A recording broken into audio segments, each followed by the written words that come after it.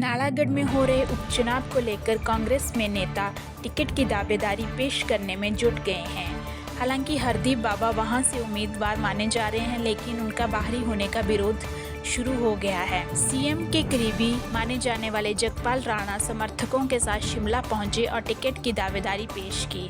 साथ ही कांग्रेस से बाहरी नेता को टिकट न देने की मांग उठाई। जगपाल राणा ने कहा कि पिछले 10 वर्षों से कांग्रेस के साथ जुड़े हैं और नालागढ़ क्षेत्र में काम कर रहे हैं। नालागढ़ में काफी समय से कांग्रेस सीट जीत नहीं पा रही है। इसका मुख्य कारण कांग्रेस के द्वारा बाहरी नेताओं को टिकट देना। यदि कांग्रेस ने स्थानीय नेता को टिकट देती है तो निश्चित रूप से इस सीट को कांग्रेस जीत सकती है। वहीं जगपाल राणा के एल.ए. ठाकुर पर भी निशाना साधा। उन्होंने कहा कि नालागढ़ की जनता ने उन्हें आज़ाद उम्मीदवार के तौर पर जिताकर विधानसभा भेजा था, लेकिन 15 महीने में उन्होंने अपने पद से इस्तीफा दे दिया। ऐसा क्या कारण थे, उन्होंने नालागढ़ जनता को बताना होगा। और आज हमने माननीय मुख्यमंत्री जी से मिलना था। हमने कांग्रेस कार्यकर्ता के नाते मैंने टिकट के लिए अप्लाई किया हुआ है। सह प्रभारी जी को हमने ऑलरेडी रिज्यूम भेजा हुआ है और मेरा रिज्यूम आगे गया भी हुआ है। लेकिन आज हमने मुलाकात का समय माननीय मुख्यमंत्री जी से लिया था, लेकिन रात को अचानक उनका दिल्ली जाना हुआ और हम सुबह जब आए तो सारे आ ही चुके थे। सवेरे सबको बोल दिया था कि नालागढ़ में जो कांग्रेस पार्टी है वो आज़ाद प्रत्याशी से क्यों हारी थी।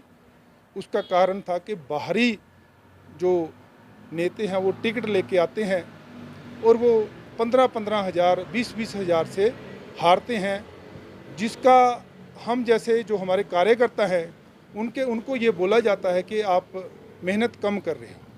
जब कार्यकर्ता मेहनत करता है लेकिन लोग वोट नहीं डालते, क्योंकि बाहरी नेता को टिकट देना गलत है। जबकि हमारे नालागढ़ में काफ़ी जो कार्यकर्ता हैं कांग्रेस के वो दावेदारी कर रहे हैं। मेरा यही अनुरोध है हाईकमान से कि मैं एक कांग्रेस का कार्यकर्ता हूं, भारत जोड़ो यात्री हूं और लगातार 10 सालों से नालागढ़ में लोगों की सेवा कर रहा हूं। मेरा टिकट की दावेदारी पेश करने का यही है कि नालागढ़ में बढ़ता हुआ नशे को रोकना और नालागढ़ की समस्याओं को माननीय मुख्यमंत्री जी के समक्ष रखना।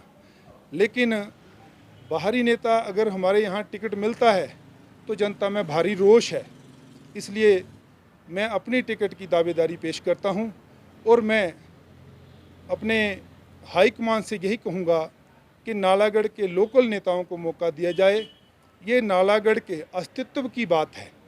राजा बजिंदर सिंह के बाद स्थायी नेता नालागढ़ को कोई कांग्रेस का नहीं मिला है।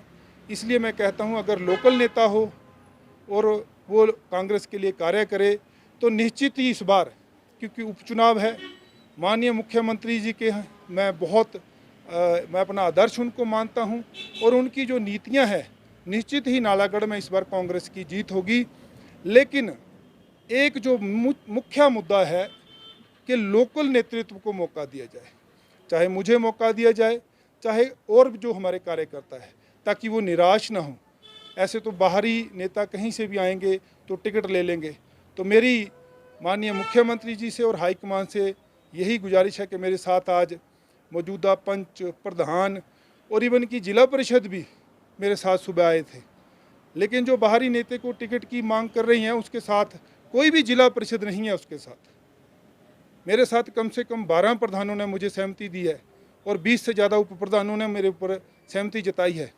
मैं तो यहाँ तक कहता हूँ अगर लोकल नेतृत्व को, लखविंदर राणा जी को या किसी उज्जवल राणा जी का जैसे नाम चला हुआ है, किसी को टिकट देते हैं तो मैं उनके साथ कंधे के साथ कंधा मिला के चलूँगा, या कोई और भी जो कांग्रेस कार्यकर्ता है।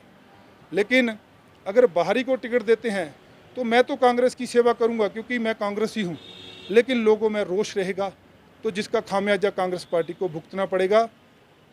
तो मेरी हाईकमान से यही गुजारिश है कि हम सभी प्रधानों, उप प्रधानों और जिला परिषद की मेरी ओर से जो बात मैं आपके सामने रख रहा हूं, उसको देखते हुए नालागढ़ की जो टिकट है वो जिताऊ कैंडिडेट को दी जाए।